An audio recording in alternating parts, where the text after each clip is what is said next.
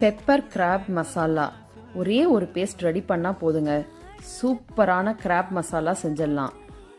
ஸ்டவ்வை ஆன் பண்ணிவிட்டு ஒரு பேனில் ஆயில் ஊற்றி நல்லா ஹீட் பண்ணிடுங்க. அதில் கொஞ்சம் சோம்பு, ஒரு பெரிய வெங்காயம் கட் பண்ணி போட்டுருங்க.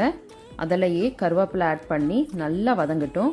ஒரு மிக்சி ஜாரில் மிளகு, சோம்பு, சீரகம், இஞ்சி, பூண்டு, மிளகாய் தூள், மஞ்சள் தூள், அவ்வளோதாங்க. இந்த பேஸ்ட்டை ரெடி பண்ணி அதிலையே ஆட் பண்ணி நல்லா வதக்கிடுங்க.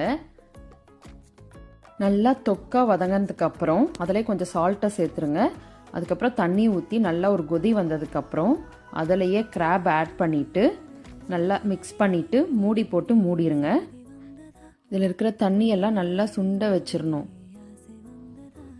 இந்த மாதிரி இருக்கும். இதில் கொத்தமல்லி தலையை தூவிட்டு சாப்பிட்டா சூப்பராக இருக்குங்க. நீங்களும் செஞ்சு பாருங்கள், ரொம்ப அருமையாக இருக்கும் இது. தேங்க்ஸ் ஃபார் வாட்சிங்.